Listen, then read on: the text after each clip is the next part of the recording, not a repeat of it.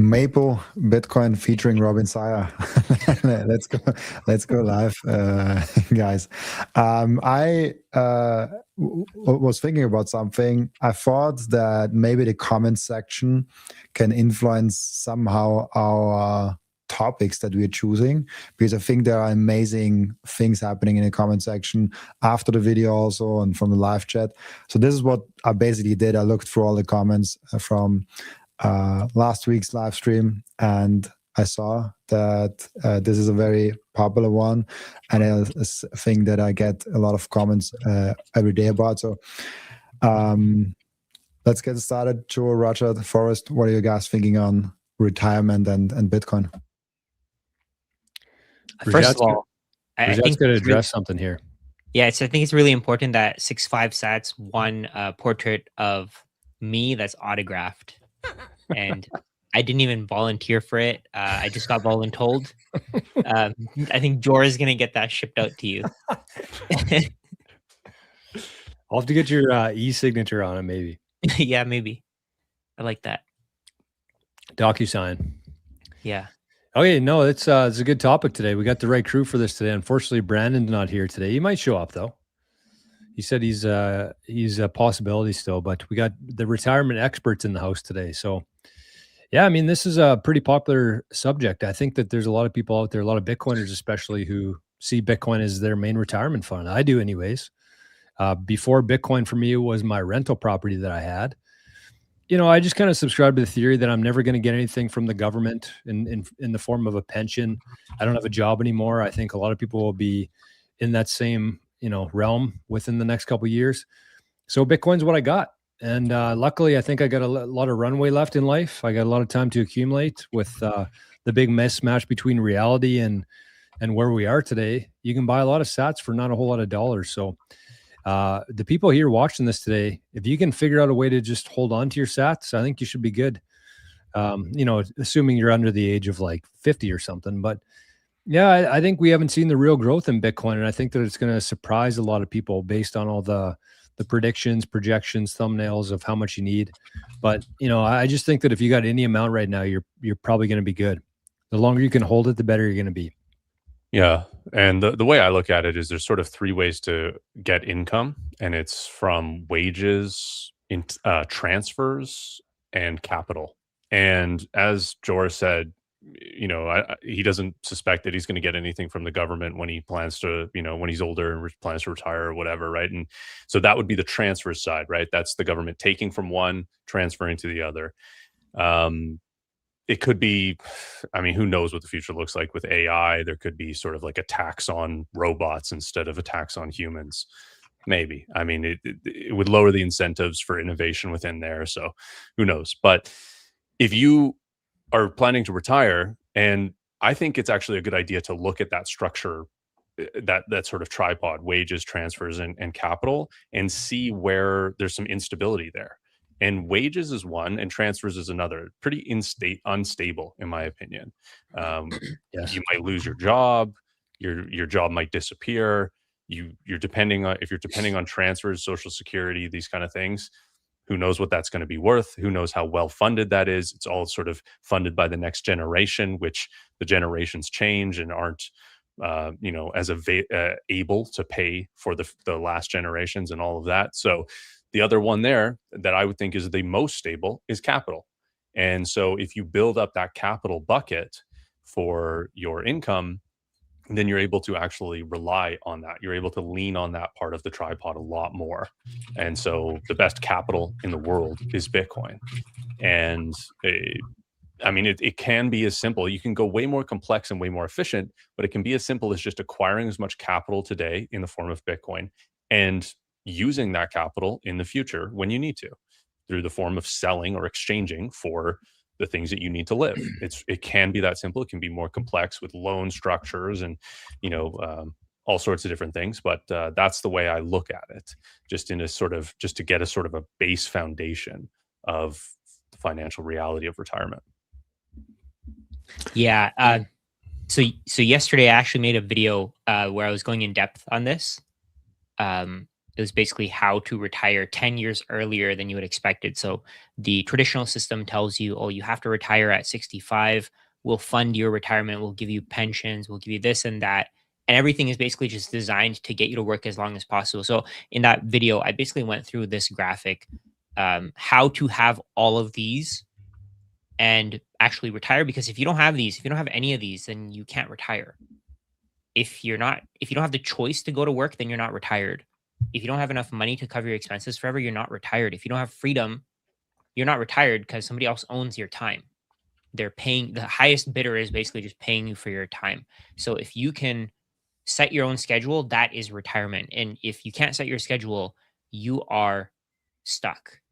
You're basically a slave. You don't have any power over your life.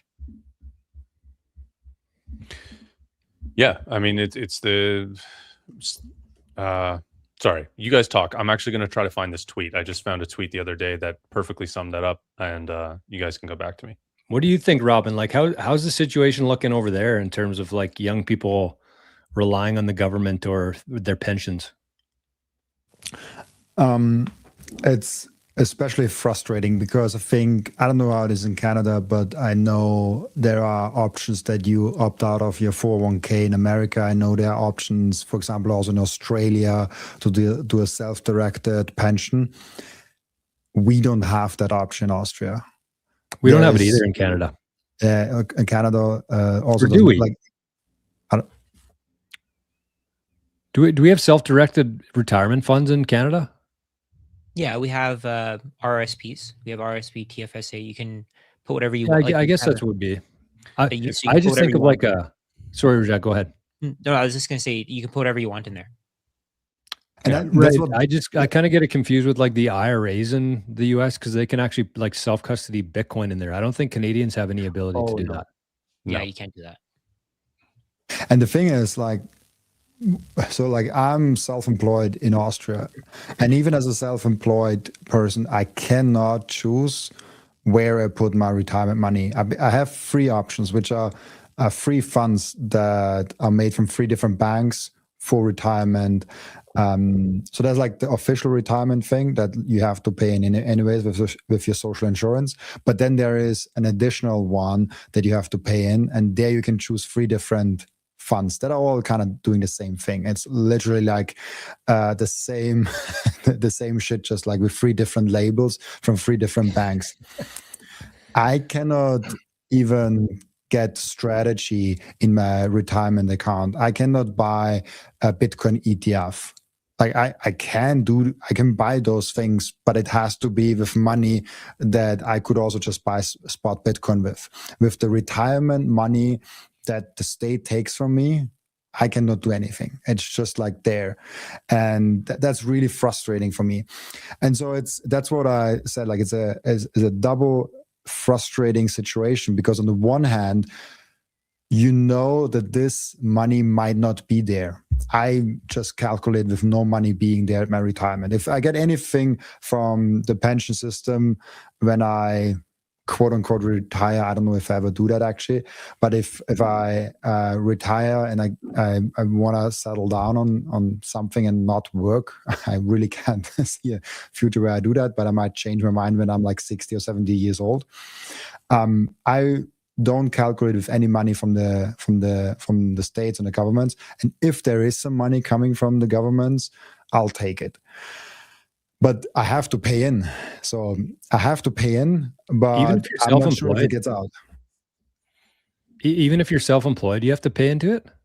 Yeah, you cannot get out of it. Like Really? You can only get out of it kinda if you have a company and you employ yourself in the company and only pay yourself like a very small salary, and then take income from borrowing against your company to get like indirect income.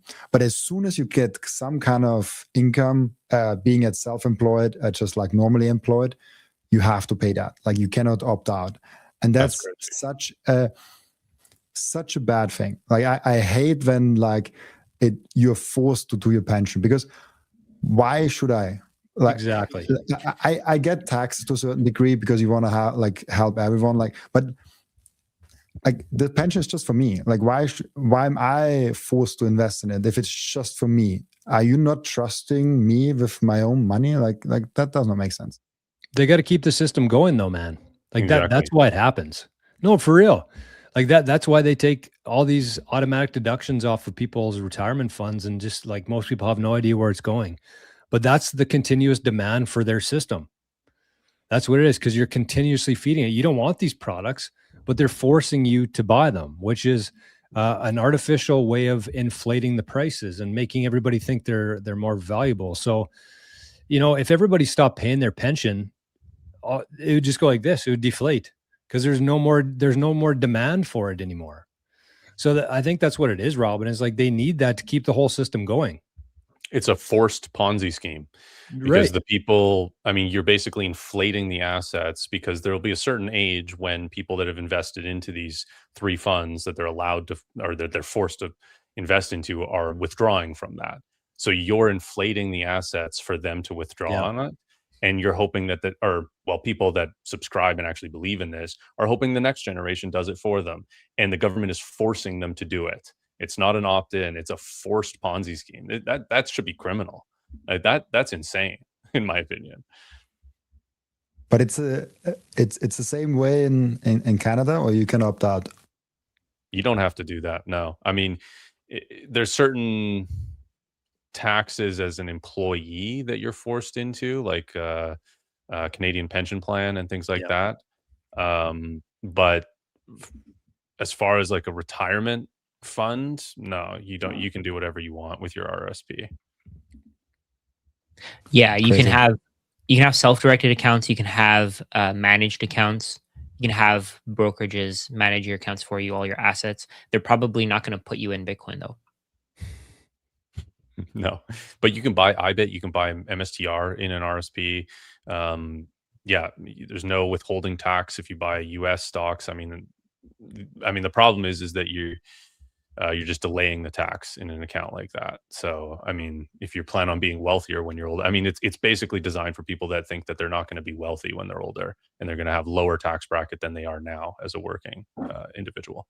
So it's a little bit not as great as people think it is, but it's something. Yeah, and it might actually also be an interesting topic, because I think retirement is, and like Rashad's briefly showed it on the screen, like what is retirement? Because I think this is a very important thing, because people think like, I just want to retire to do nothing. But retirement for me just means optionality, where you go ahead and say like, okay, I do no longer have to do that work, and I can focus on something better. Yeah, that's that first note that Rajat had on his presentation. There was work optional. I think that's really what retirement means, is work optional. I think you have more freedom to be able to choose what you want to do. And a lot of people in their golden years, they'll start kind of doing things they're really passionate about, and put extra money that they have towards their passion projects, which funds all sorts of innovation as well. I think it's understated actually how much you can do when maybe you're not as physically able to do things potentially. I mean, how many guys actually, somebody in the chat, Chaffa 888, nice number there. You cannot self-custody Bitcoin and IRA in the US. Maybe it's not the IRA, but I'm pretty sure you can with Unchained. Have you guys not heard that before, where you can take self-custody of Bitcoin through your retirement account? Yeah, Swan and Unchained both offer it, and they Unchained is actually a self-custody IRA, whereas Swan is like a real collaborative thing. Right. So yeah, you can do that. Definitely. How many people do you guys have in your life that are baby boomers that retired like before the 2020 and now are working again? I have family that have gone back to work that are like 60 some years old. They retired and they go back to work, which is hilarious to me, because like it seems to me a lot of baby boomers, especially here in Canada, I can't speak on the US, but a lot of baby boomers, because they're still so tuned into like the mainstream narrative, they're like happy with the Liberal government. And it's just like, Do you guys have any idea how much of your life has been stolen by these people? They don't put two and two together. Like the 40% money printed in the last 5 years is like that basically took a baby boomer's life 15 years of their working lives. They just took it away from them by printing that much money. And they're just like don't even notice. They don't know. They don't connect the dots. They're just like satisfied. Okay, I'll go back to work. And again, the point of retirement here is like, if you're 65 and you want to do something, like if you just want to go work again, just to stay active and keep your mind working, that's one thing. But when you're like forced to go back to work because you can't pay your bills, because the living expenses are too high and your fixed income isn't enough, that's what we're running into. I think we're going to see more and more of it over the next couple of years. Yeah, I don't know anybody personally, but I know that my nightmare is dying on the floor of Walmart. And, like, I think that's how a lot of people should start thinking, because, and when they do, they start thinking, okay, what are the other options? And as you stated there, fixed income, like, is not something you can rely on. It's something that is fixed, and it's not going to go up with inflation. So as the cost of living goes up, the most vulnerable are the people with the least amount of control over their income. And when you're on fixed income, you have no control over that income. Voting harder is not going to help, and Carney's not going to save you, and you're screwed. You're screwed. There's so many people. Like I'm fortunate enough not to know anybody that has to go back to work, like in your situation there, Jor. But I know, like, you go to stores, you see really elderly people that would probably rather do something else, spend time with their grandkids or travel around, do whatever, right? Like there's very few people out there that are really elderly that really want to work in that way. Like maybe volunteering instead, right? Like just work optional.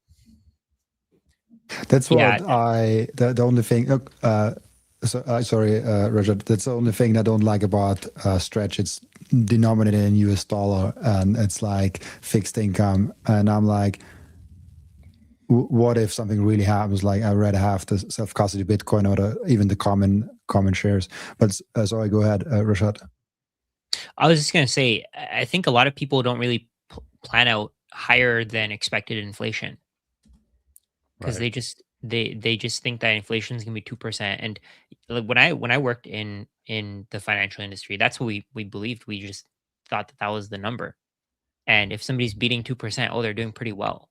Nobody really addressed it. Nobody really talked about it.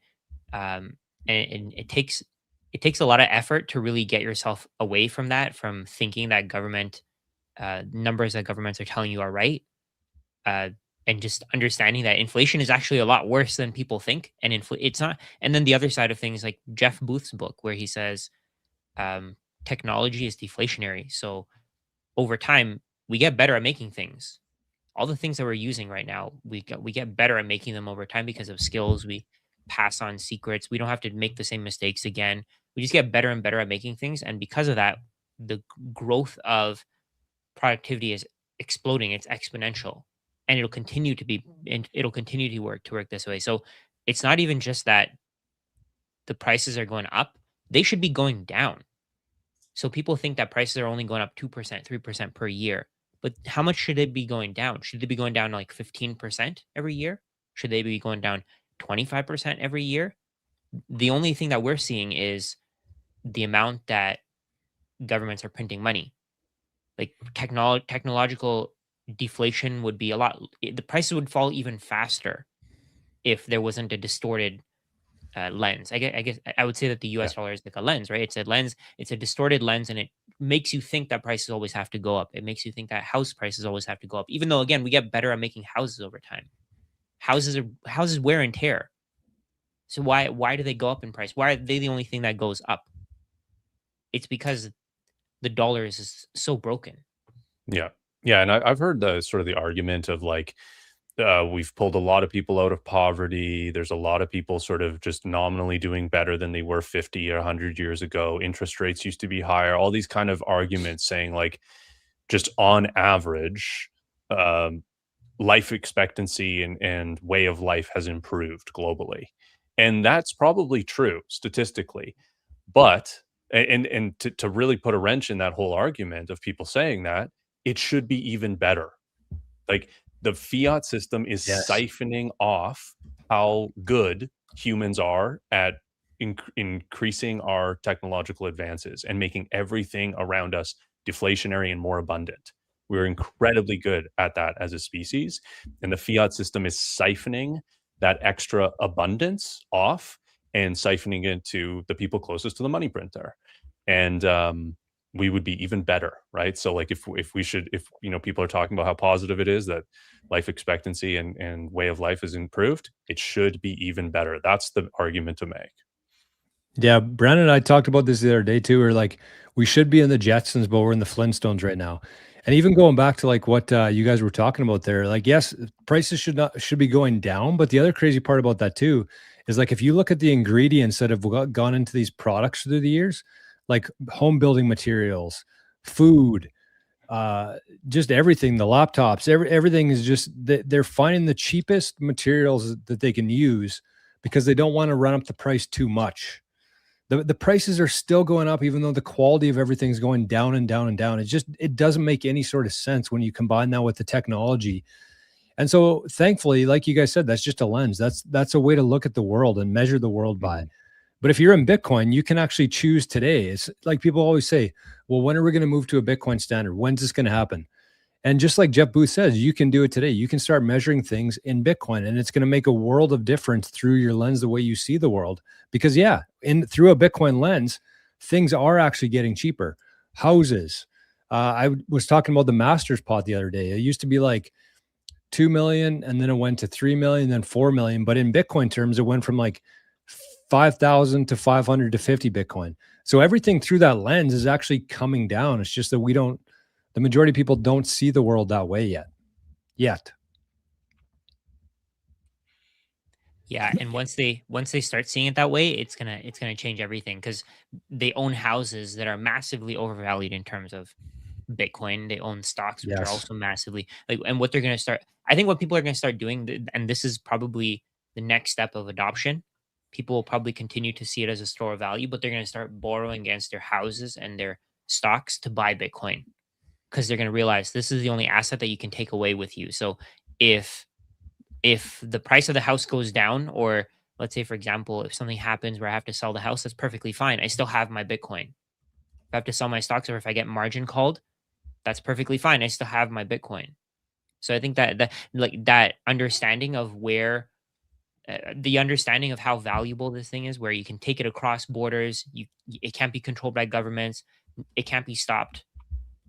All of that is going to come together, and people are going to get into all this untapped equity that they have in literally everything, stocks, real estate, bonds. They're going to put that untapped equity into Bitcoin, and that's probably what's going to lead to some massive growth over the next decades, because that's probably the most important source of wealth. I mean, you can say everything you want about new money being printed, but that money has to circulate through the economy, and it has to go through different businesses. The money that's already available and it's already there is what's going to make that difference. And again, we're talking about retirement. I think that what Bitcoin does is it gives you that stable future to plan with. You know that there's only 21 million Bitcoin. You have no idea how many dollars will exist. So that's probably going to be something that also helps people to get to retirement. Yeah. Yeah. And if I had a house, I would borrow against it and buy Bitcoin. Like I wouldn't think twice about it. Instead, I sold my home and bought Bitcoin. So I just did that instead, took out as much value as I could immediately. But interest rates are artificially low because of the money printer as well. Like there's less risk on a lender because they know they can get bailed out. Essentially, they know there's going to be that money is going to get easier to acquire, and so they can.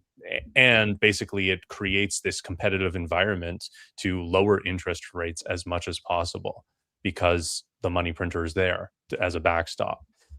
So take advantage of that. Like interest rates are artificially low. Bitcoin is completely scarce.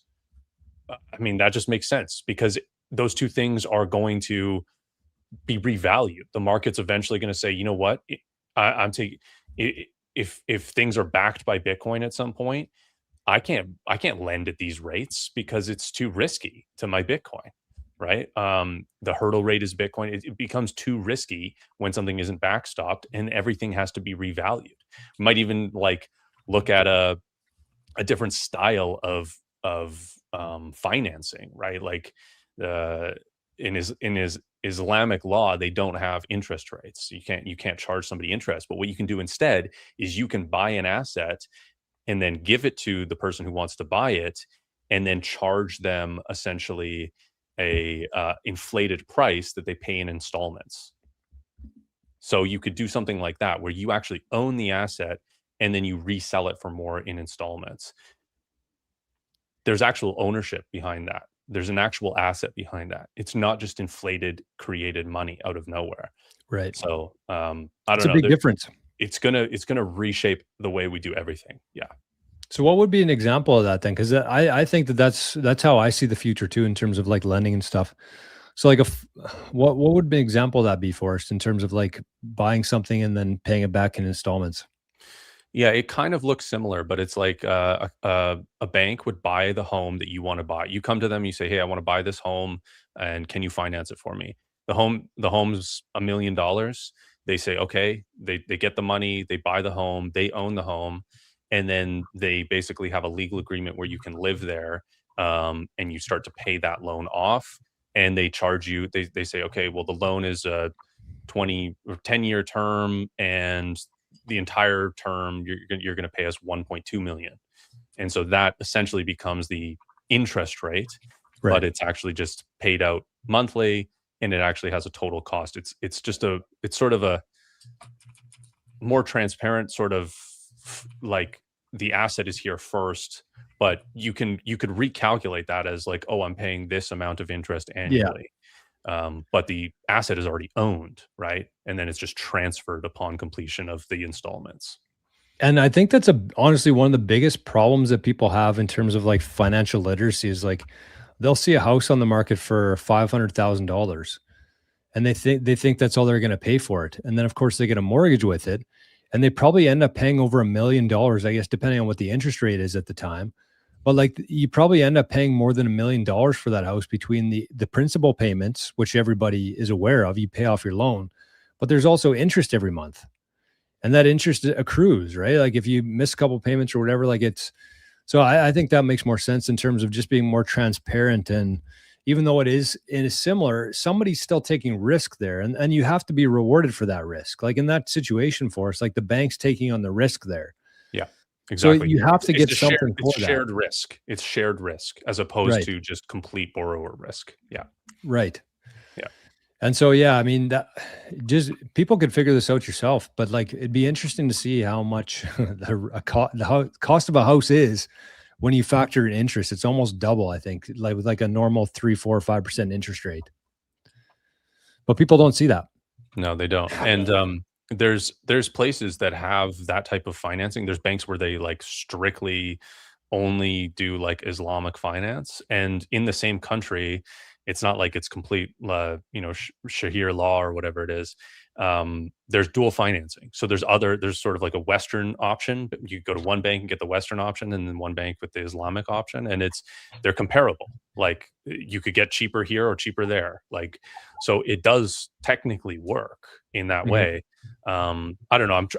I'm looking more into it. I'm going to generate sort of a thesis and a video concept about like, because I'm trying to figure out like what the future looks like, the future of financing looks like on a Bitcoin standard. I think it does fundamentally shift. Like, what do we have now as an example that does work?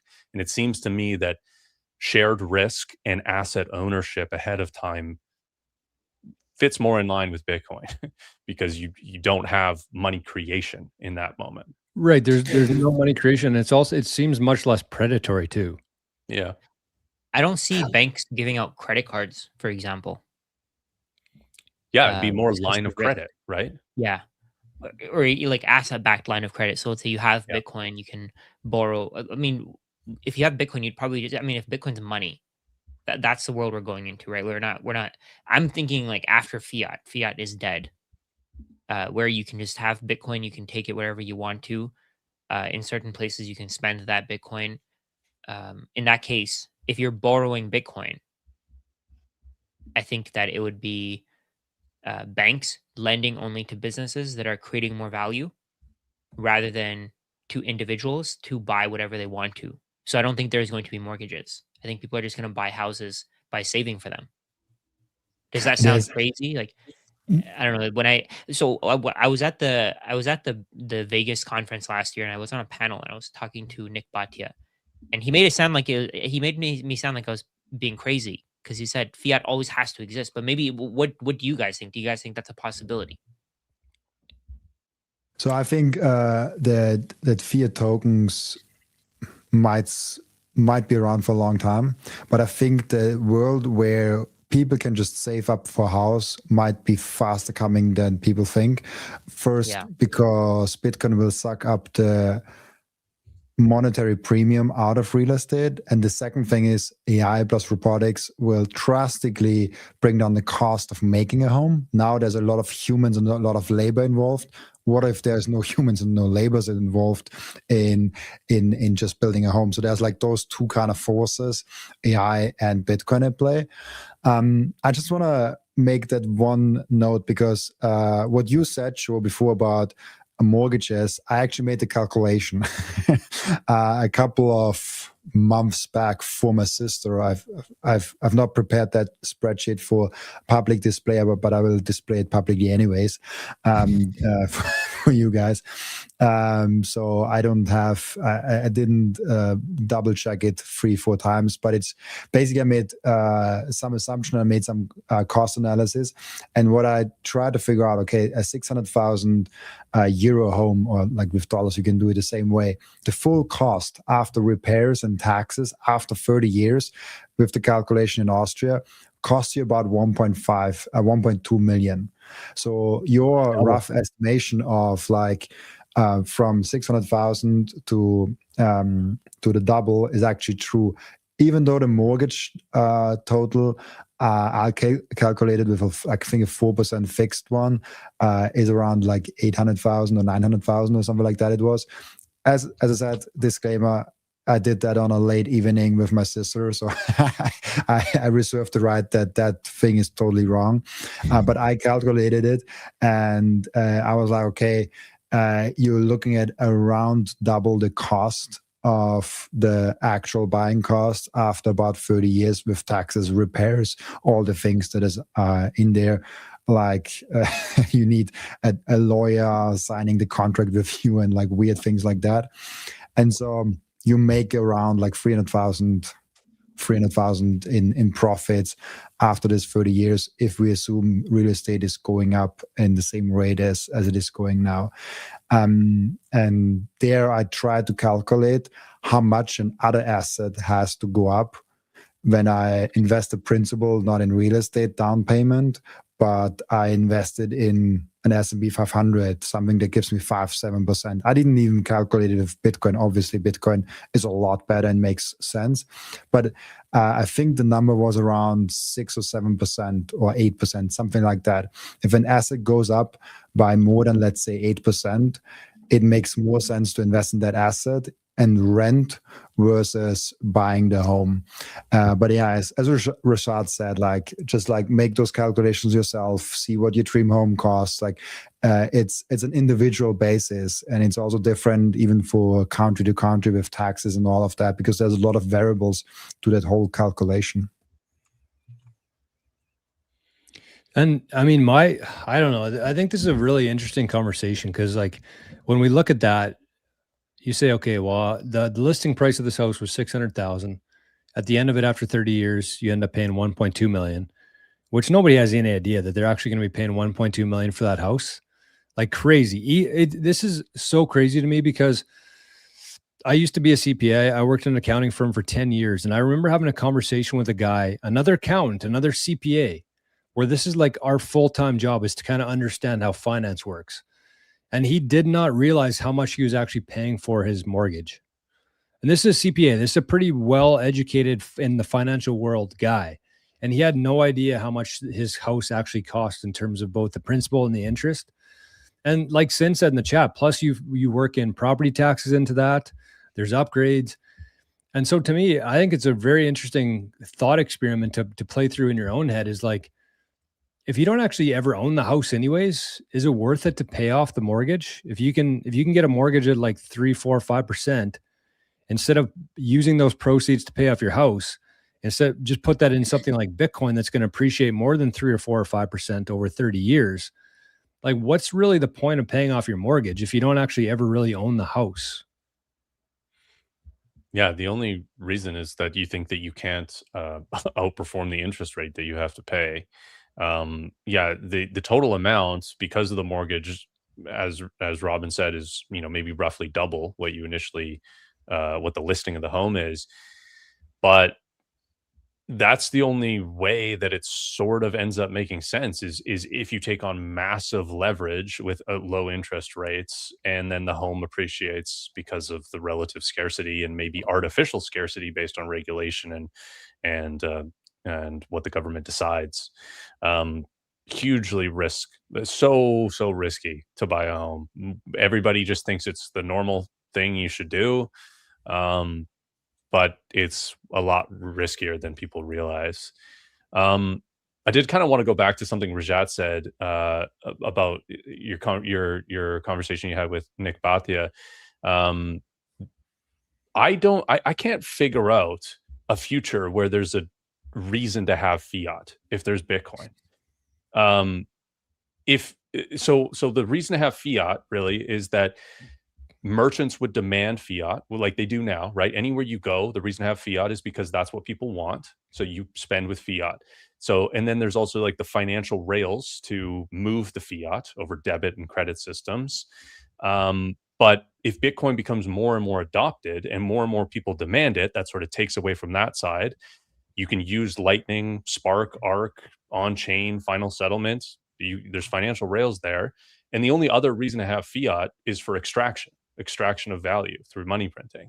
So if you take away some of those or you diminish the usefulness of fiat in those ways, why would anybody have a use case for fiat? I can't really wrap my head around that when Bitcoin is just so much better.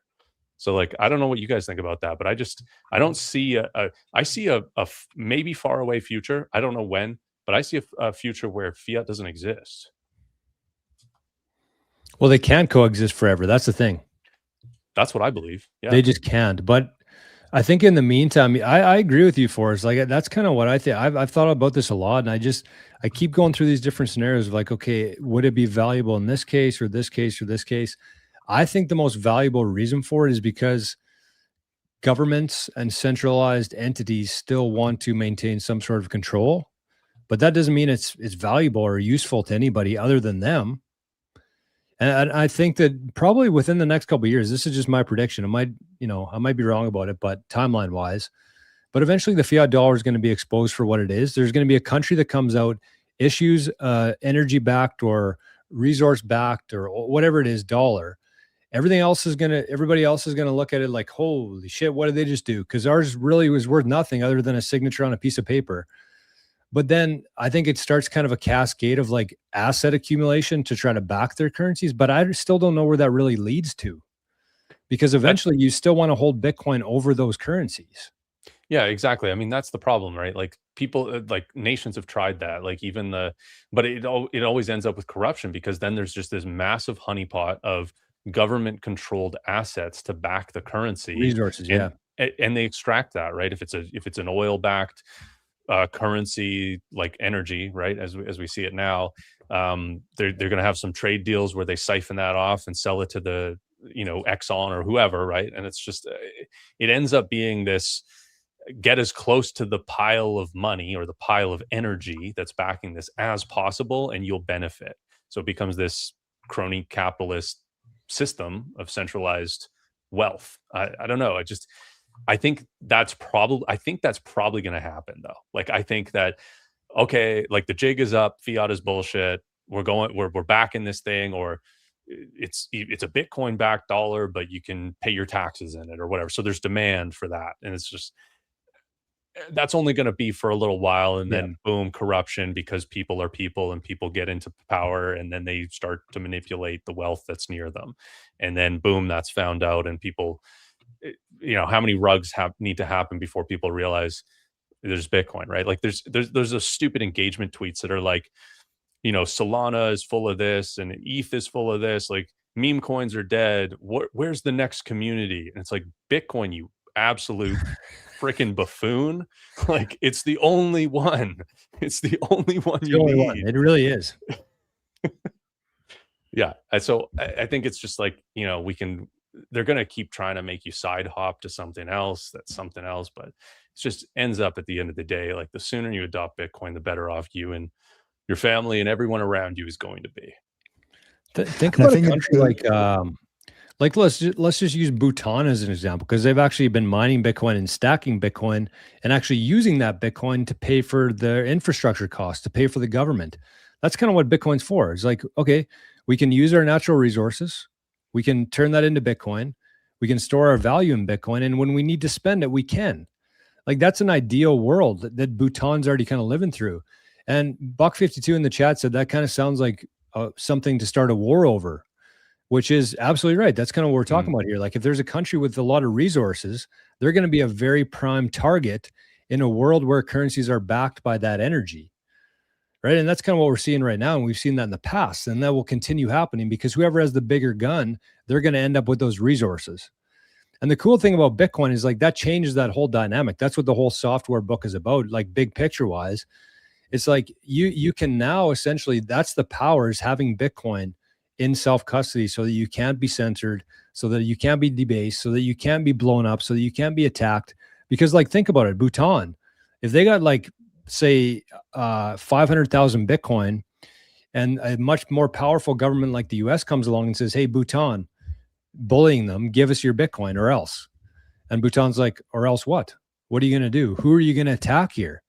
Like that's a totally different thing than if they had a big oil reserve or a big, gold, copper, so whatever you want to call reserve there. You can just attack that. You can take that over. You can blow it up. You can get rid of it.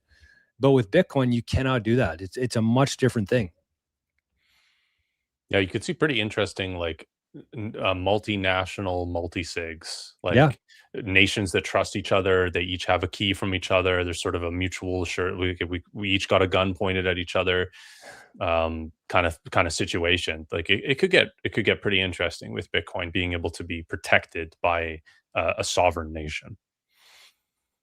I think it will come naturally, but I wouldn't discount for how long this fiat game can still be played. I agree with you guys, like 100%. It cannot be played for an infinite amount of time. There has to be a stop. There has to be at some point where the network effect and the domination of Bitcoin is just too big, and the ecosystem is also too good for people like, why don't I just use the Bitcoin thing? Like, why do you need your government token? And it will be a gradual shift, and it will be very different in different countries, as the same with the internet revolution. I mean, there are still countries where there's no internet there. There it will be also harder for Bitcoin to actually get adopted. So it will probably go faster in countries like the USA, or like maybe small countries like Bhutan or like El Salvador, and it will be harder in other countries. I mean, North Korea might be a harder country for Bitcoin to spread than it's in the USA. So there is different paces to that. It's not like the world switches together, but I think it's just a matter of time. And I'm not sure if I live so high that I can see a world where like most countries operate on a Bitcoin standard, and fiat is kind of like I'm very. I mean, I had people. Robin, can it drag out that long though? I don't know. Like it. I'm already fascinated by how long fiat already runs. Yeah, like, no. That's fair, but I mean, Bitcoin's pretty new. And I just feel like we're kind of at the point now where there's just so much information available. And I agree that there's going to be some countries that really get locked out of it because their government is so tyrannical. But like, it's kind of the same thing with Caitlin Long, where she wanted to open up that bank that was 100% backed by their reserves. And they're like, you can't do that. And she's like, why? And I don't know if they gave her the reason why, but it's like, because then everybody would use your bank and it would make this old system obsolete.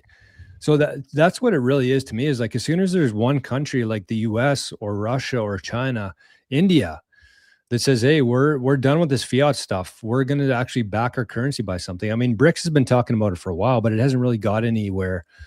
But like, it just takes one, and then all the capital kind of flows into that. And that's what we've seen in Bitcoin. Like, think about how much capital has flowed into Bitcoin because it's just a better system, and people aren't stupid. You can't shut this thing off now. And I think it's, I agree with Robin in the sense of I really have no idea, and it could be longer. Don't underestimate these bozos. But at the same time, I don't think it can take that long, just because of that reason. Is like, capital flows very efficiently where it's wanted the most. And I think that that's what's going to play out. I still kind of think that it's going to happen through the entities that don't have as much privilege in the financial system and don't have as much ability. Like, you can see this as a microcosm within the corporations that have adopted Bitcoin, the public corporations. They've all been zombie companies except for Block, maybe, and Tesla. But Tesla, that was kind of years ago, and they're sort of like more of like in the startup phase and kind of stuff like that. But so it's more of just like an accelerator of volatility within their stock, and it's relatively small position compared to their market cap anyway. But you look at Semler, you look at Strategy, you look at all these companies, they're all or Metaplan is another prime example. These are companies that are actively failing and grabbing onto Bitcoin as a lifeline, and they don't have good access to capital markets. They're not treated well by the fiat printer comparatively to other companies, much better than you or I, because they're still within that sort of public ecosystem. But the same thing could be said about El Salvador, right? El Salvador was able to adopt Bitcoin because they don't have their own fiat printer at all. They're on the US dollar. They're sort of, the IMF is bullying them around. Might as well take a shot on this thing, right? It's people, companies, nations that are doing really well for sort of the people in power. They don't want to disrupt the status quo, right? They want the musical chair. They want the music in musical chairs to keep playing. They never want to sit down on those chairs. They never want to not have a chair to sit on. They just want the music to keep playing. So it's really the disenfranchised, the people who probably don't like, I think the vast majority of Bitcoiners are probably like, not trusting of systems that exist within their world. And that's what led them to Bitcoin for the first place, right? So I think it's going to continue to be that for quite a long time. It's kind of changing with like BlackRock and Morgan Stanley, and these sort of the ETFs could be like a signal of that sort of changing. But I think that's also just like, this is an asset we can capitalize on. We can maybe centralize some of it. Maybe that'll give us some power in the future. Take away from people having self-custody, which is sort of part of the real revolutionary aspect of this asset. So you could kind of look at it that way, but I think it's still going to continue to be the disenfranchised that adopt Bitcoin, actually. And it's I think it ties also, because someone just asked if we already talked about retirement, but I actually think it really ties into retirement. we deviated a little bit, but honestly, I think it ties in really nicely, because if you are in a situation where you have the wealth and the means to actually retire right now, I wouldn't count a lot of my wealth on fiat denominated assets, even though I might think that this fiat thing can go on for a very long time. It can also be over in a very short amount of time. Once, like, the whole fiat system works because people still trust it. There's nothing backing it. There's like nothing behind that other than like the trust of the people that still have the trust in that system. And especially with money, especially now with the internet and how connected we are, once the trust really gets lost and the message gets out, this can go very fast, very quickly. And so I wouldn't count on my retirement if it's denominated a lot in US dollar. That's why I love, for example, the stretch product. It's an amazing thing, but I wouldn't put all my life saving in there and retire on that, because that keeping it at $100 might just not be anything. And then the dividend payment is also not a lot. And so having most of your retirement in Bitcoin is really, really important. And that's what I always come back into this retirement thing. If you're going to retire, you kind of have to retire on Bitcoin. That's like even your only chance of you even going ahead and doing that. So yeah, might try to tie it back to retirement. I Yeah. noticed. Yeah, go ahead. Sorry. I was gonna say. I was doing some research on countries that are removed from SWIFT. So back to what Jor was saying, where and like Forrest, I think you were saying it as well, but where countries that are not involved in the current financial system are the ones who are going to create the innovation that pulls Bitcoin in. And there's actually some pretty big countries that have been sanctioned, and they can't connect with the legacy, the entire world for transacting. And I just searched quickly, why is it that it happens? So it says here, countries that are excluded from the SWIFT system primarily as a severe multilateral economic sanction to isolate them from the global financial system, usually following severe breaches of international law, military aggression, and threats to international security. So if you think about it, let's just think about what's happening right now. I don't want to make this political at all. I don't know what you guys think about what's happening, but there are attacks going on. And one of the countries that is sanctioned is Iran. But Iran didn't do anything in this. They didn't start anything. So why is it that they're sanctioned, but the US isn't? Like it just feels like when you kind of think about that, when you kind of try to connect the dots, it kind of makes me think like, oh, maybe the current financial system is designed to keep countries from rebelling. Well, does Iran have a central bank? I don't know if they have a central bank, but it says that they've been disconnected since 2012. Let me search. I don't think that they have a central bank.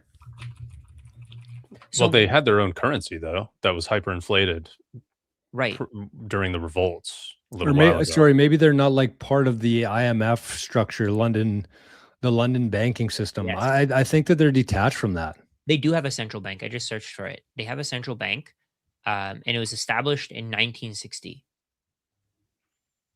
Yeah, I think you're right though that they're definitely not like they're part of like the whole London banking and everything. I don't think that they are. Yeah. So when you connect all those dots, why is it that we're so desperate to keep the system going? Because it's not working. People can't even afford houses. Like everybody's struggling. People are living in tents. Why do we want the system to keep going? And the people who could benefit the most from it are the ones who are arguing against it. I get so many comments when I talk about Bitcoin. I get so many comments saying, "Oh, Bitcoin's a scam. Fiat is the way to go." And fiat is the scam. Like it's so obvious it's so obvious to us that fiat is a scam, but people just don't want to accept it. They just want to say that Bitcoin is a scam. They just want to say Bitcoin is something that we shouldn't have. So the other countries that are excluded are Russia, Belarus, Iran, North Korea, and Syria. So all these countries. Belarus is. Yeah. What they do to piss them off. Belarus is just too connected to Russia. It would be. Oh right. Okay, that makes sense. From Russian oil and natural gas can go to Belarus really easily, and they could just sell it through Belarus, and it could all go back to Moscow. So that's why they sanctioned them as well. I'm pretty sure Iran's actually been accepting.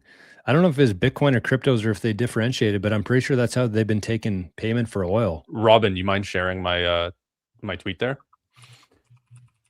Yeah, and I think that's largely going to be what happens, right? I think this is what's going to happen. Is these sanctioned countries, crypto, Bitcoin specifically, as the largest, most liquid, most stable assets that can't be seized, right? Like you could argue stable coins are sort of filling that use case, and they might be, but it's still like, I mean, so much tether is being frozen, right? all the time. So it's not censorship resistant like Bitcoin is. Bitcoin is a neutral network with more volatility than that. So there's trade-offs there. So we'll probably see a mix of a bunch of different stuff, including probably the Hawk Tuah coin, as I joked here. But this just makes sense, right? This makes sense for nations that are exempt from this, that pushed out of the financial system. They have to find an alternative. It's sort of like there's been talks about like a BRICS kind of thing, and using one of their currencies or using a basket of their currencies and goods and services and stuff. But then who controls all of that? Who has that wealth?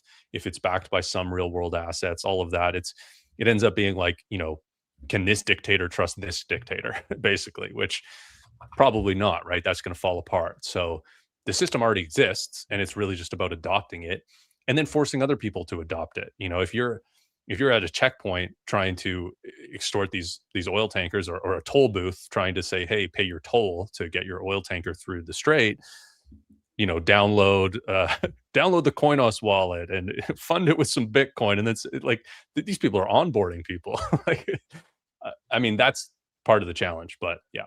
That's realistic though. Like I could actually see that happening. It's pretty funny. Like not that exact scenario, but like how much sense does it make to be operating, especially where everything is right now? Like it just seems like all the rules have kind of gone off the table, whether it's a constitution, whether it's international law, whatever it is. And again, kind of going back to the software thesis there, is that's what it is. It's like, okay, here's a law written in from 200 years ago, but here's a network secured by one. What are we at now in terms of hash power? Zettahash? Zettahash, yeah. Here's one zettahash of power. What's going to win? Or here's whatever it is. It's real power versus abstract power, and those all contracts and laws and like where the world is right now. Those work great when people are getting along, but when they're not, it's all out the window. And so when a country doesn't have the ability to sell their prime assets for this in the system, they find another way to do it. And then other countries say, hey, why are we still using the US dollar? We're not that, why don't we just use Bitcoin? Why don't we just use Hawk Tuah coin?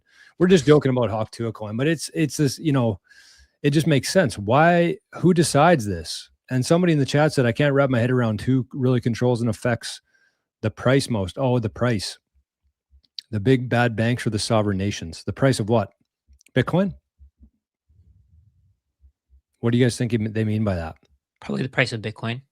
Probably. It's buyers and sellers. And it's hard to argue that. On top of that. Yeah. I just think there's a big mismatch in terms of knowledge. But people are going to see this. Like Forrest said earlier, people are going to get rugged and they're going to look for an alternative. People are going to get locked out of the SWIFT system. They're going to find an alternative. People are going to have their bank accounts frozen. They're going to find an alternative. And as more and more people find that alternative, which is clearly Bitcoin, there's more people fighting for the same amount of units. That's what pushes the price up over time. It's really that simple. Yep. Yeah, he said he meant Bitcoin, but he then also said that not just price, but also adoption and value, which is a fun question because what actually brings more people to Bitcoin? Is it because Bitcoin is so good, or because the other system is so bad? I think because the other system is so bad and Bitcoin is good, is an amazing alternative. And so if you then look at what's worse, is it the nation state trying to do things? Is it the central banks doing things? Or is it just the local banks being that bad? It's probably a mixture of all of them. I don't know which one is the main driver driving people towards Bitcoin and self-custody. I've heard a ton of people that got their account frozen or closed or any of those things, and they're like, oh, I'm searching for alternatives now. I've heard people from Russia and Ukraine saying, because of the war, I'm getting into Bitcoin. I've heard because I have friends in Russia and I have friends in the Ukraine, and after the war, they were a lot more susceptible to what I'm saying in Bitcoin. And actually one or two reached out to me and saying all the things that you have said to me now make sense because they lived through it and they saw it. Not just on the Ukraine side, also on the Russia side, actually. It's not just one side. And so what is more driving Bitcoin adoption? I don't know if it matters. All of those things drive Bitcoin adoption. A bad banking system, horrible central banks, and bad governments doing war things. All of them are really pretty bad for, pretty good for Bitcoin. Like pain drives behavior. Yeah, Bitcoin is an escape. It's the only, like, people that are looking at it for like the price appreciation and stuff, they don't realize that they're actually just escaping from the price depreciation of their dollars. Like that's really kind of what they're escaping from. So it's sort of like a mind shift there. But I would say that Bitcoin is the solution to all of the problems of fiat. And that doesn't mean that it's like, if it was for the good, like people would be like, oh, Bitcoin's easier. Well, self custody is not easier than, using a debit card. But, setting up banks and stuff for this business, it's been kind of a nightmare. It's been really annoying. It's pretty easy to actually just throw a QR code up and start accepting money. No one can censor, no one can tell you not to. So in some ways, actually, it is easier. But there are certain things to learn and all of that. So like, it's the best system that exists. People haven't realized that yet. There's slight learning curves to do that. It's definitely 100% the best. And it's also the fact that everything in the fiat system is so terrible. And like, we have the exposure to the best fiat system being in the West, right?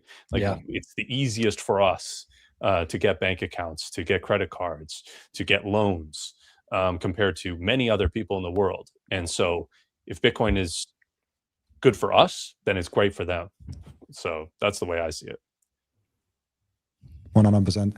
Maybe it's a good time just for after an hour now that we make a quick shout out to the BTC Mastermind channel, because I think it's we really got far already. We joked about it before, but I think 400 subscribers, hitting that goal is freaking amazing, especially in the low sentiment, like in the bear markets. Yeah. And with just the thing that is currently going on.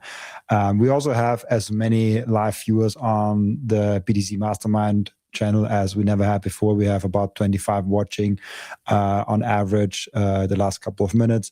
So if you watch on any of our other channels, on Rashad's, on mine, on Forrest, on whatever channel you're watching, or even on another Twitter or something like that, we intend to make BTC Mastermind the main channel, the hub, the community, the thing where everything is happening.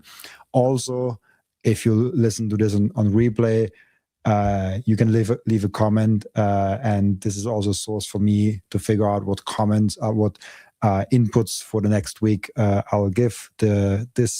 This topic that we're now discussing, the retirement topic, actually was inspired by a guy that wrote about a retirement question that he had. But really important for everyone that is interested in our conversation to be on the BTC Mastermind channel. We were joking about it because Robin said, "Oh, it's pretty impressive. We're almost at 400." And I said, "Well, we should be at like 400,000 right now." And I say that not because like I think we're the best at it. I just think that we're talking about the most interesting topic in history. I would say Bitcoin is like it's the new Ford Model T. It's fire for the first time. It's the equivalent of that, and it's just like it's amazing to me how few people care. But at the same time, I get it, because that whole system, we've been talking about how it feeds itself. It distracts people. It keeps them busy. It keeps them on the wheel. They don't have time to hop off the wheel, study money, study Bitcoin, study what's really going on. So shout out to the people who are here, and a special shout out to the people who are watching on the BTC Mastermind channel right now. Yeah, definitely head over there. It's where the chat is really happening. Otherwise, like, we have to have each channel's video up and commenting on YouTube to reply to you guys in the chat. Just not something that's realistic. There's lots of comments I'd like to have replied to, and I just can't go to Robin's channel and Rajat's channel and George's channel to go over there and reply to them all individually. So if we get everybody over on there, we can have a concentrated chat, and that's going to improve the show a lot and improve your experience as a viewer as well. One question that everyone asks in the retirement topic, and something that people always keep asking, but there is not a really good answer for that. Maybe one of you three guys have a good answer for that, is how many Bitcoin to retire? For me, clearly there is not a number, but like an explanation of how you might be able to get to a number. How do you guys think about that? And I think Rashad said also something earlier, that you have a framework to think about how to retire 10 years earlier, something like that. Maybe that's also interesting. Yeah. So the way that I look at it, you have to think about your expenses. You have to think of your income. You have to think about what your life is like right now. If you want to maintain that life, if you want to make it better, if you want to have some kind of lifestyle inflation, all that stuff is very important to know. And if you can put all that together, and then you can get a number, it's possible. Where the way that I look at it, you want to have 20 times your annual expenses as your Bitcoin stack, just to be conservative. Because if Bitcoin falls 50, 60%, you don't want to have to sell like 40% of your stack to pay for your expenses that year. If you have 10 times, then that's going to be the case. But if you have 20 years of expenses, you can technically, you can sell 5%. Let's say, for example, you have 20 times your Bitcoin, your expenses as your Bitcoin stack. You can sell 5% of your stack to pay for your expenses, and your stack will grow more. So let's say it grows 20%, you have a 15% growth even after you sold 5% of your stack. I think that's the way to look at it. If you look at it from that perspective, I think the possibility of having to go back to work once you retire is I don't think you're gonna have to go back to work, to be honest. Unless you choose to go back to work, you can borrow against your Bitcoin. You can buy things like STRC. You can do something that creates cash flow, but you probably don't have to go back to work at any point. And the exact amount of Bitcoin really relies on your expenses. So if you have, let's say, $5,000 of monthly expenses, you'll need a certain amount of Bitcoin. If you have $10,000 worth of expenses, you'll probably need double.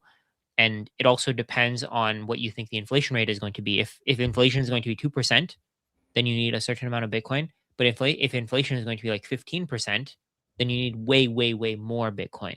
I think that it's all personal. I think it's possible to run the numbers for yourself.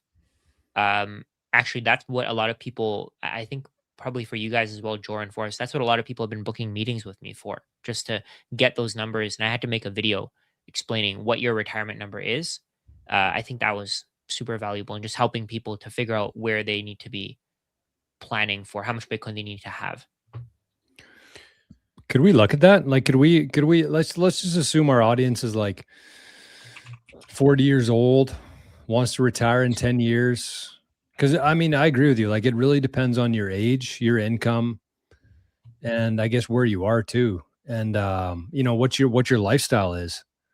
Yeah. So I think, could we look at like a 40-year-old who wants to retire in 10 years, who has, sufficient income? Maybe they don't have a whole lot of income coming in, but they're not going to have to sell their stack, I guess. What number would that be for like a 40-year-old? Oh yeah. Okay. So let's see. I can share my screen here. So the way that I look at it, let's say, for example, if you don't buy any more Bitcoin, if you buy $0 worth of Bitcoin, how much Bitcoin would you need? Okay. So if you buy $0 worth of Bitcoin, your monthly expenses are 5K. How much Bitcoin would you need to have 20 times your monthly expenses in your stack? So years of savings, essentially. 20 times means 20 years of savings. So if you have today, let's say you have 20 Bitcoin. Today, 20 Bitcoin will give you 22 years of savings if you have $5,000 of monthly expenses. So in that case, today, if they wanted to retire today, they'd need 20 Bitcoin. But let's say they wanted to. That's not actually. I agree with you. It does sound low. No, I was joking. That's a lot of freaking Bitcoin. Oh, okay. I don't know if anybody watching this would have 20 Bitcoin. Right, but I feel like there are people out there who have more than this, and they're still thinking, "Can I retire on this yet?" And that's retiring today, right? Right. That's not the example of a 40-year-old. A 40-year-old, right. Maybe 60, 65. So yeah, that's so 20 let's years from now. Yeah, so let's see what that would look like. So let's say, for example, they have 1 Bitcoin today. In 20 years, so 2026 to 2040. I want 10 years. 10 years. Okay, 10 years. So 2036, that one Bitcoin will be worth, well, based on what the price is right now, this is with a 10% growth. So what I'll do is what do you guys think should be the growth? 21. 21%. Okay, 21%. So 21% growth. You have one Bitcoin. That one Bitcoin grows from 68K to 460K. And you'll have 4.7 years of savings. Okay. So we'll go 4 Bitcoin. That's not bad. Like 4.2, actually, 4.2. So 4.2 Bitcoin 2036 would be worth 1.932 million. Your annual expenses would have gone from 60K to 97K. In terms of Bitcoin, they would have gone from 0.87 Bitcoin. And I think this is actually really special. So they would have gone from 0.87 Bitcoin to 0.21 Bitcoin per year, which is pretty crazy. But your expenses in dollar terms have gone up, but they've gone down 80% in terms of Bitcoin. So But what if I wasn't spending any of my Bitcoin? So if you weren't spending any, so you'd want to borrow against it? No, I just let's say that I just had a stack of Bitcoin, but I also have like an income coming in for the next 10 years. So I don't have to use my Bitcoin or sell my Bitcoin. I can just keep that point. Oh, that's expensive. Sorry, Rajat. Sorry. No, I think I got confused there. So this is I based still on, have my stack. Gotcha. Let's say you have 4.2 Bitcoin. Let's say, for example, you've been stacking, you have 4.2 Bitcoin. And then you're like, I'm not going to buy any more. I'm just going to live my life for the next 10 years. I think that's what you mean, right? Yeah, I didn't mean that, but that probably makes more sense. So they still have an income. They're still spending on what they need to, and they're still working, but they just have 4.2 Bitcoin and it's just sitting on the side. It's in cold storage. With 4.2 Bitcoin, they'd be able to retire by 2036. So they have 20 times their annual expenses. You can see that here, 20 times, 19.77 times. But then on top of that, let's say your annual expenses are 100K. Where is that? Annual expenses are 100K on column K, 97.7K. If you wanted to borrow against your Bitcoin, you'd be able to borrow against 10% of your stack with 50% LTV. So you're giving them 180. And not have to sell it. Sorry? Then you wouldn't have to sell any of it. Then you wouldn't have, exactly. Then you wouldn't have to sell it. Okay, so you're borrowing on 10% of your stack. It'd be really interesting to see how much, if you borrowed on 10% of your stack 1 year, how much you would have to borrow percentage-wise of your remaining stack the next year. That's not what that's calculating, though. That's individual years, right? This is individual years. But what you could do is, like, let's say, for example, you could have like a barbell, or not a barbell, a ladder, where you borrow 1 year, and then you borrow against again the next year, and then you borrow again the next year. You use your collateral, and you set it up in a way where you don't have to give the bank too much of your Bitcoin. Mm-hmm. So let's say you do this when you can pay. Okay, so in this case, let's say you do this when 5% of your stack is enough to pay for your monthly expenses. So 5% as collateral, you give the bank 5%, they give you fiat, and then you pay for your expenses. So where would that be? Your expenses would go to 118K by 2040, 130K by 2042. So 130K 2042, you'd be able to borrow against 5% of your stack at a 50% LTV. You'd be able to get 150K. So you could pay for your expenses in 2042. But then what you could do is, let's say first year you borrow against 5%, then the next year you borrow against another 5%, then the next year you borrow against another 5%, and then the fourth year, and then the fourth year you borrow against another 5%, and then the fifth year you can basically go back to the initial 5% that you borrowed against, and you can borrow more against it. Does that make sense? But basically what you're saying is 4.2 Bitcoin if you want to retire in 10 years. In 10 years, if you just want to sell some of your Bitcoin and you want to retire, then yeah, 4.2 Bitcoin. But let's say, for example, if Bitcoin grows faster, let's say it grows at Saylor's estimate of 29%, when would you reach 20 times your expenses? You'd reach 20 times your expenses in 2033.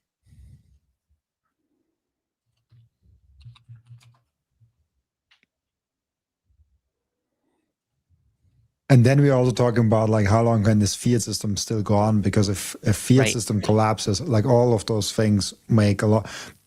That's what I'm always saying with Bitcoin.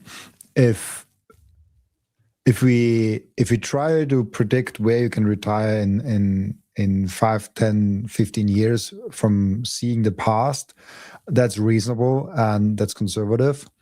But then we also talked before, like, how long can this fiat system still go on? Like, what if we collapse like really quick into Bitcoin? But I think we should not count on that. I think if you want to plan your personal finances, you should never count on the fiat system collapsing into Bitcoin in like 2030 or 2035 or something like that. And like, oh, then with 0.1 Bitcoin, it will still be fine. Because like, if you count like all the global wealth and Bitcoin, all of that. But I like your calculator a lot. It gives you a lot of flexibility. Yeah, it's all based on your personal situation, right? And I actually did the calculation there. If Bitcoin grows at 29% per year, you could actually retire in 2036 with 2.2 Bitcoin. You'll have 20 times your annual expenses. Wow. Yeah. And as you said, Robin, you want to be conservative with these kind of calculators. You don't want to predict. I mean, predicting the future is impossible. So being as conservative as possible allows you more flexibility with whatever the future ends up looking like. But most likely, I mean, in my opinion, like sort of the global stuff that's going on right now is all an excuse for a massive print. They just need an excuse to print more money, basically. So, I mean, whether that's the reason they caused it or not, they're going to take advantage of the chaos and print money because that's what they always do. So, you know, is it the chicken or the egg kind of thing there? But so if you look at the way debt works, if you look at the option they have, which is printing money, things get worse over time, which means that it sort of it accelerates, right? The fiat collapse. And yeah, it looks like it could take way longer, but these things sort of spiral, right? It's sort of like a S-curve moment, and it's impossible to predict that. But I do think that's in the cards. I think that's potentially possible in who knows what time frame, and that would mean that you likely have a lot more Bitcoin than you actually need, which is totally possible as well, especially if you're being conservative with these calculators. Yeah. And Forrest, like I think this is what you're referring to. The debt keeps growing, and it's growing exponentially. It's growing faster and faster. Exactly. This is just a reason to print, like you said. The war is just a reason to print. Yeah, printing is coming. You just don't know when. At some point, it will. Yeah, it's just another reason to spend money.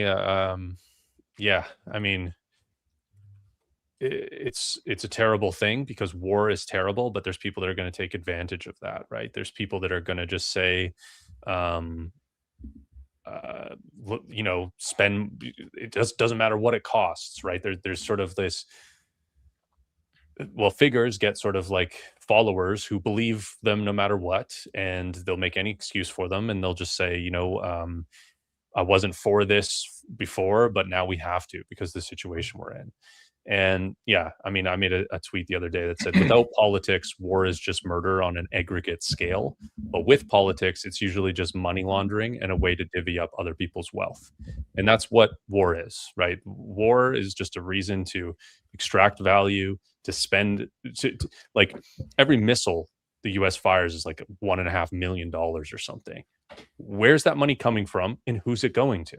Right? It's going to the military industrial complex, and it's coming from the taxpayers, and the taxpayers aren't funding the government enough. So then it's coming from debt, and nobody wants the debt enough. So the Federal Reserve puts the debt on the balance sheet. And where does the Federal Reserve get that money? They print it out of thin air. So it all leads to money printing.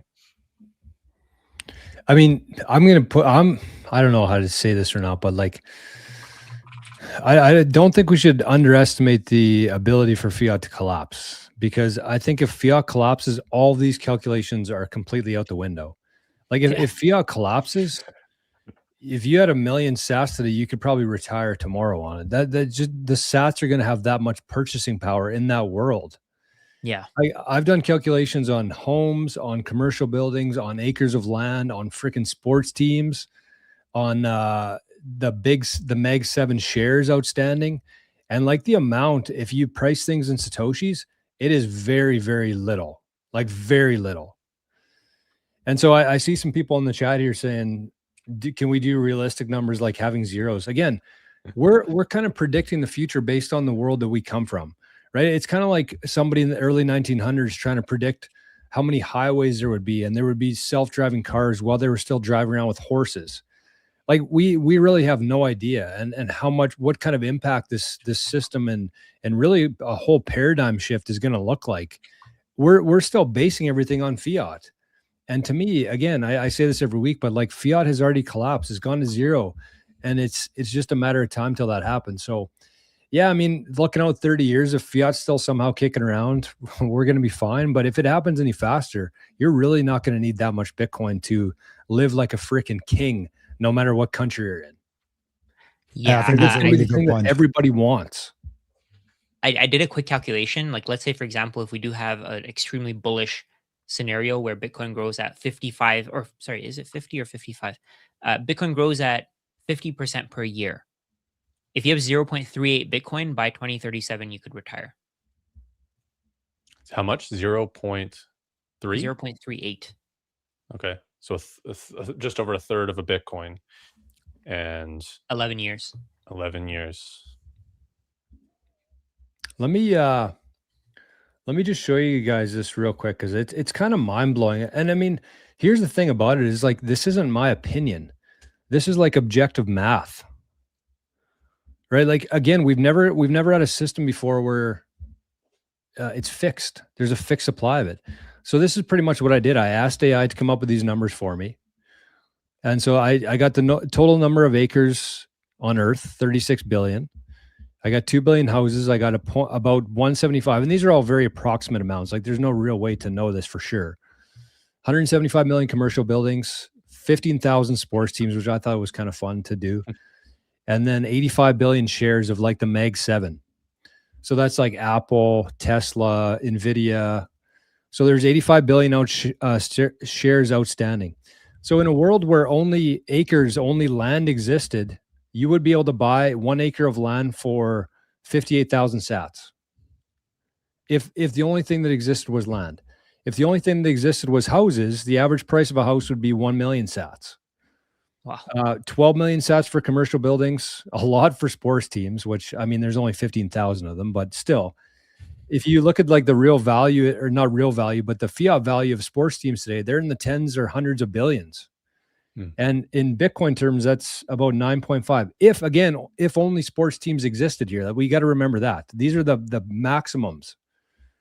And then the 85 billion Mag 7 shares, that'd be $20 a share for like an Apple, NVIDIA. And again, if only equity existed, there was no houses, no land, nothing else. So like, these are the amounts. This is objective math. So if we go to this world where things are priced in sats, fiat collapses, you're not going to need that many sats at all. Like, what's a tank of gas cost in this world? 5 sats? And it's just going to get cheaper through time. It's only going to go down. Yeah. Yeah. And even like the 15,000 sports teams, like, you'll have one team that's worth 140 million sats or 140 billion sats there. And then the other teams will be lower and lower because everything else has to take some value. So like, real estate is massively overvalued today. It's, based on Jor's calculations, 1,050,000 sats. That's crazy. The average house. Those are similar to the numbers that I've gotten too. Yeah. Like, you could do this yourself. Like, what you want to do here, like, just take it. The top number is your amount of acres, amount of houses, amount of buildings. And then you divide it by the total number of sats. And that's like, it's math. And I think the real estate story will be the biggest one. Like, because there's so much wealth in real estate, and it's such a default in almost every region in the world of like, hey, I want to own my own home. I'll get a mortgage for 30 years and all of my income is going in there. And I might have a little bit ETF, I might have a little bit here and there, but like 90+% of my wealth is in real estate. It's such a default of people. And people buy a second home, a holiday home, just so they can not get printed away. Yeah, right. And so I think real estate will be I think the biggest story of the capital shift of Bitcoin and AI, because the cost of making real estate will go down and the monetary premium will be sucked out of real estate significantly.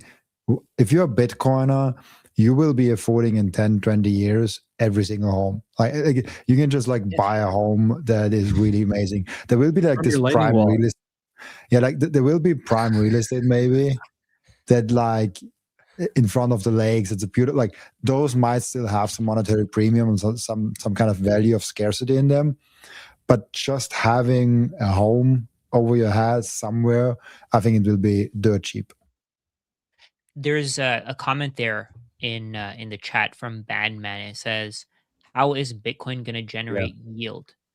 Yield It's is a not. fiat concept, even for houses. Like you get yield from them, but it's because we've forced people to not be able to buy houses. The U.S. government has the banking system has created artificial demand for housing. That's why house prices keep going up, and it's basically created a market of people who can't afford houses and they still need shelter, so they rent houses. It's a manufactured fake economy, and the yield is a part of that. Yeah. Like think about it. The risk free rate is just there is no risk free rate. If you want to earn money, you have to take a risk. Otherwise, and that's what Bitcoin is. Bitcoin is the risk free asset. It's the asset that you just hold, and it doesn't have a risk free rate because Yeah. you just hold Bitcoin. You know exactly how much there is. That's the only certain thing that you have. Nothing else is as certain as Bitcoin. We have no idea how much the supply of anything else will be at some point. Whereas with Bitcoin, we Exactly. know exactly what the supply will be. We just don't know what the demand will look like. And what we're doing here is we're just trying to show you why the demand will go up. And it doesn't matter if it doesn't generate yield. It's about the fact that it's the only asset that's finite, and everybody wants a proper measuring stick that they can rely on that doesn't change every day. Yeah, and another note there on Bitcoin repricing the world. Those are like four of the assets of the world. It's so incalculable how much everything is worth. And by looking at that and seeing, okay, a home's going to be worth what was it, like 1 million sats or something? Yeah, average. If Yeah. only homes existed. And it was all average. It's just it's like I see that and it feels inevitable, but you have to have patience. Like Yeah. that's the main thing here, right? Even like looking at having 0.38 Bitcoin and you can retire in 2037. That seems like it's not that far, but Bitcoin's 17 years old now. That's 11 years. Like that's Bitcoin's almost like 2/3 of Bitcoin's life has to be added to the time right now for that to happen. And that's at a big growth rate. That's a small amount of Bitcoin. So you have to have patience with this. This is going to take a while. And looking back, our ancestors or our future generations are going to read history books about Bitcoin. It's going to seem like it happened like right away. Like we went from gold-backed currency to fiat momentarily to Bitcoin. And it was just this momentary blip of fiat. And it just will feel like it just happened overnight. And that's only looking at it in a historical sense, but it's going to feel like an eternity for you because life is short. So 11 years of your life is pretty significant. And you do need to be patient with this. I think that's a big thing people need to recognize and realize here. And that's at a very optimistic look at price and everything as well, right? But that applies to everything, right? Even with Yeah. stocks, people say, "Oh, I'm going to buy stocks because they have yield and they produce something, they create something." Even with stocks, you retire in like 40 years, and even then, you have no idea if you'll be able to retire. You can keep putting $500 away into the stock market every month, and you expect that inflation will be 2%, so you'll be able to retire in 35 years. But inflation is not 2%, and those stocks can fall and then never recover again if the world wants to stop interacting. Like even when you buy, let's say the S&P 500, people feel like it's so diversified, it's this, it's that. But like what's happening right now? The biggest companies in the world are having their data centers attacked. Who would have expected that? That's the risk that you don't have to take with Bitcoin. You don't have to take the risk that Bitcoin's network is going to be shut down because its data center is going to be attacked. no country can shut down Bitcoin on its own. And this is so true because so if you invest in a company, this can be a good decision if you know the company very well. If you know the industry, you have done your homework, like you can actually have a pretty decent investment there. But if you don't know the company, it's gambling. If you just like buy a company, like, oh, it looks cool or whatever, you don't do the research, it's gambling.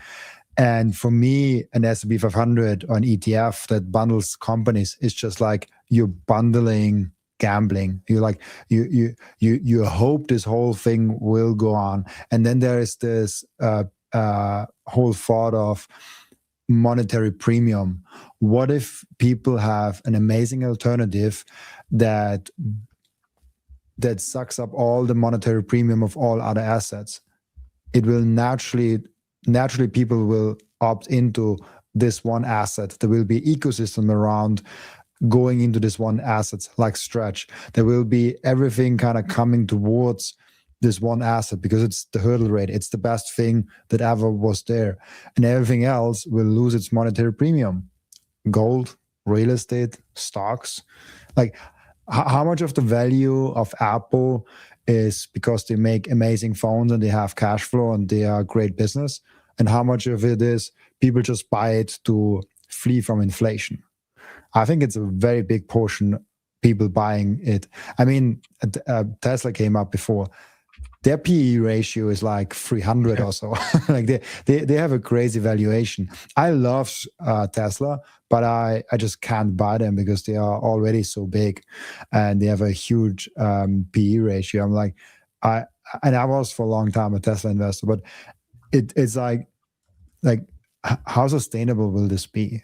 And yeah, it's so I look very skeptical at stocks in general. I'm just doing some math right now. I'm trying to figure out what the total value of the Mag 7 stocks are per share, because I got $20 per share, like in Bitcoin terms. And again, that's only if Mag 7 shares, if that was the only thing in the world, they would still only be like $20 worth of Bitcoin per share of like, you know, if you could own this share of Apple, of Tesla, of Nvidia, of Microsoft, of Amazon, you could get that whole thing for $20 worth of Bitcoin if that's all that existed. Like that's how mismatched these two systems are. And it's not like we're even comparing them here. It's like these things are going to be measured in Bitcoin. Bitcoin isn't competing against Amazon. Bitcoin isn't competing against gold. Bitcoin's not competing against Nvidia. Bitcoin's going to be the thing that measures all of those things. And the amount of sats that they're going to be worth are really going to blow people's minds in you know, a decade or two from now. Because it's just like Forrest said there, it's just going to seem so obvious and such a small thing. But like day to day here, we're watching the fiat price. Bitcoin's not volatile. The thing that's volatile is the fiat system. That's where everybody's losing their mind, emotional. Like Bitcoin, objective math, there's only so high these assets can go in terms of Bitcoin. So it's just a different lens to look at the world through. And I think that if you do this objective math, and if you understand what I'm saying, you realize that you really don't need that much Bitcoin to do very well in this world. On the other side of this, there's a guy in the chat, Bandman. He's saying that we're backing the wrong asset. I'm not sure what he's telling us to back, but Forrest has been telling him he's wrong. I don't think he wants to get it, but like this. So that's just, I think that's just a lesson that people who don't care about Bitcoin, they're not going to care. Like they just want to. What they're trying to do is they're trying to earn more fiat. They're trying to look at the price and they're trying to quickly outperform Bitcoin. So at some point they're able to buy more Bitcoin. And unfortunately that doesn't happen. So Chris, a good friend of mine, he posted this here. All the sell Bitcoin and buy Zcash people disappeared. All the trade meme coins to buy Bitcoin, to buy more Bitcoin disappeared. All the buy alts to have a better return than Bitcoin people disappeared.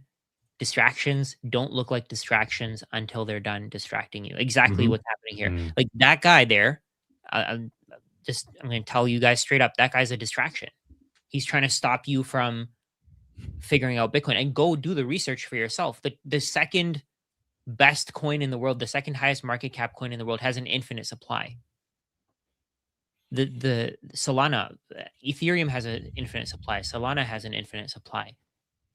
All the all the stable coins, they all have an infinite supply. The next one would be probably XRP. XRP doesn't even have a full ledger. So whatever he's backing is probably like 10th or below.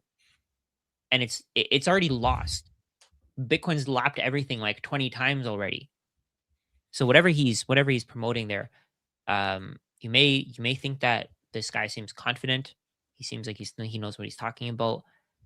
But in a few months, you're gonna see, okay, this thing is back to going towards zero. Oh, he was an XRP guy. Okay, that makes There we go. See, that's the crazy part. I knew it was one of those three: Solana, ETH, or XRP. And I thought he was a big blocker, but no. that was so cool. That could have been it, but like he made it so obvious that he was an XRP guy. Okay. There's a good question here from Kachak. He said, if we reach a world where the dollar doesn't exist anymore, would capital gains be waived on Bitcoin? I mean, really think through that. Like play that out in your mind. How would you pay capital gains on something if everything's measured in Bitcoin? Like, what would you pay anything for?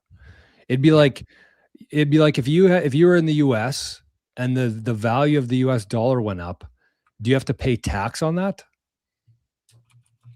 No. Because in the world where a dollar doesn't exist anymore, we have a new measuring stick. It's sats. It's no longer US dollars. So what's it going up against? It's not going up against anything. It's just measuring things. And that's what people don't understand when you're talking about yield. It's like you don't need a yield. All you need to do is hold on to those units longer because there's a fixed amount of them. And we're continuously making more houses and more commercial buildings and more equity in companies and more laptops and phones and everything. We're producing more things. And you divide that by the denominator there. And the more things that are produced, the cheaper everything goes. This has been the theme throughout the episode here. So you're not really gaining anything. You're just how you're valuing how you're storing your value is continuously appreciating. That's the yield. You can buy more things with the units that you have.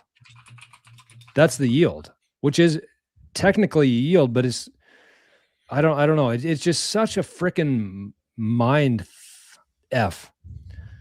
Just because we're so used to this fiat system and comparing things to it and measuring things in it and capital gains.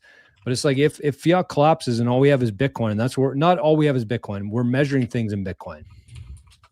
Then how would there be capital gains?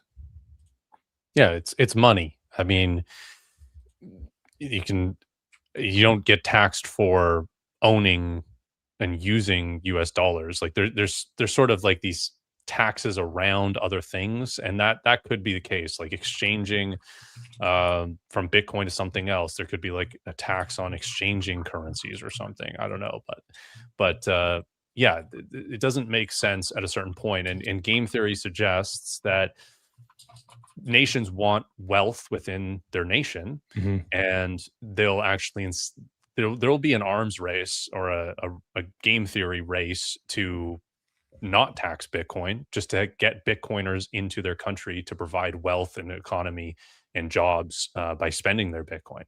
So that's what they will end up wanting. So I think the terrible tax laws that we see around Bitcoin will start to alleviate. I think I actually see it getting worse for a moment of time as politicians try to like squeeze out as much as they can before people realize, hey, this is ridiculous. I'm just going to move somewhere else. And then I see it actually getting globally on average better. It's crazy to think about though, because like just play this out in your head. Let's say that we do move to a world, or it's not really even a matter of if, but when we move to a world where everything's priced in sats, and you have a house that's worth 1 million sats. You buy it for 1 million sats, and let's say it even goes up to 1.2 million sats. Then you'd probably pay a capital gain of 200,000 sats because it went up. Because again, you're measuring things in Bitcoin. Just whenever you want to use US dollars, just swap it for sats. But in that same world, because there's no fiat manipulation, there's no money printing, the prices of homes in sats will not go up. They'll go down. So you won't have capital gains anymore. Capital gains are a construct of fiat printing. The only reason why your house went up from 400,000 to 800,000 is because they printed more units. You cannot do that on a Bitcoin standard. And so there'll be no capital gains because the prices will come down when it's measured in sats. Hmm. That's an Yeah. interesting thought. I've never thought about that. Like, obviously, like we moved to a Bitcoin standard, everything is priced in sats, and naturally, very, very, it's very rare for something to outperform Bitcoin in that situation. Maybe a But Robin, startup. you're not outperforming Bitcoin. You're measuring it in Bitcoin. Yeah, but like the outperforming is a bad word, but like rising in price against Bitcoin.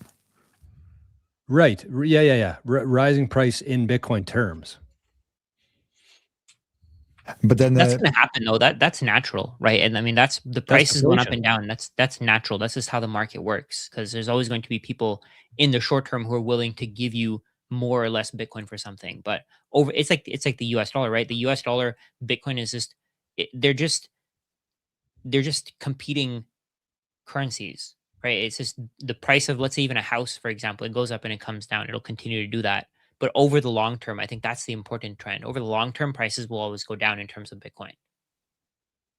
But Measured the in question Bitcoin, is yeah. then, is there still a capital gains tax? Like, because a company can still go up in price, even if it's priced in Bitcoin, if it's more productive. Because if a company stores all this energy in Bitcoin and then on top of that has a productive business that has cash flows, people might still price it higher than what, like it. Bitcoin at that point would not be in separate asset, but like the price of that company per share or per whatever you want to measure it would go up, and then you might still have capital gains tax on that. Yep. Yeah, like an equity in a company. If the company was, because when you're measuring things in sats, it's going to go up over time. The purchasing power of those sats are going to go up over time, which means the prices in sats are going to come down. And so if the company is growing faster than that rate, then yes, there will be some sort of a capital gain there. If you bought a share for 5 sats and increased to 10 sats, there could be potential for a capital gain there, I guess. But in terms of real estate, like, no, I don't think any of us would think that real estate would be in that category of like appreciating in sats. Like super rarely. Like I can see some edge cases where there's like a popular area, like something like that. But even that is hard to imagine. Like 99.99% of the real estate, like I don't think so. I couldn't exclude edge cases where there's like some prime real estate that people are just like crazy about, especially once like Bitcoin is settled, because we have to separate Bitcoin now versus Bitcoin when it's a 200, 300, 400 trillion dollar asset, or like comparatively, because then we would measure everything in Bitcoin. So we wouldn't call it a $300 trillion asset. We would just call it Bitcoin and measure all the other assets in Bitcoin. But if Bitcoin is 10x, not 10x, like 100x of the size of today, and then there is next to it like an opportunity with real estate in that world, like 20 years from now, I can imagine for some time, like some prime real estate maybe outperforming Bitcoin. So like prices in Bitcoin going up, but never commoditized real estate, and also never in the next 10 to 20 years, because Bitcoin is getting adopted. But once Bitcoin is getting got already adopted and is at a maturity level, then I can see other assets again having an edge on if you chase the highest performing asset, I guess. It's a really interesting. I mean, even the four of us, like just consider the fact that the four of us spend pretty much every waking hour of our life in Bitcoin stuff. And it's still difficult to kind of wrap your head around what that system looks like and thinking through the different aspects of it. And I think I said this last week, but like I had to listen to Jeff Booth talk about it for 20 or 25 times before I really started to comprehend what the hell he was talking about. So it's just like you kind of have to just play through these different scenarios in your head and like argue with yourself. It's like, okay, if this happens, what does that look like? Am I just overthinking it? Am I tying it back to fiat still? But it's like, it's difficult to discuss just because, again, it's so different than what we're used to. Yeah, absolutely. So many great topics. I wanna because we're already coming at the 2 hours slot. We're coming closer to the end of the stream. My mind's melting, and these guys are arguing with Bandman in the freaking Yeah, comment section. I'm also It's like funny. half of my brain is almost like looking at that amazing conversation. That it's a fun one, but the arguments that he brings up is for me not even worth like bringing up. It's No, such it's bad not. ones. Like it's It's crazy. laughable.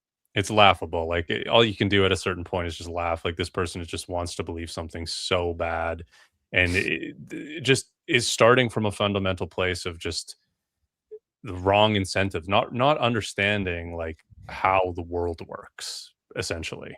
Which whatever. It just You is know, what it like is. the only thing I want to say with that, I feel bad for the person that believes him. Yeah. Because there might be a good intentional person that sees this one or two arguments that just if you just take that one argument, it might make sense. Like, oh, like XRP is settling in 3 seconds. Like if you just see that one argument and don't and you do not have the context of like what this means and why it is not the thing that you might imagine it to be, you might just be the next like Zcasher, like the next Dogecoin, like the next whatever. It is a like there are a lot of people out there that hear something and just like to act on that, and I'm amazed by that. And so what I encourage everyone to do always is do the research and dive deeper and don't believe all the things people say. Especially Bandman.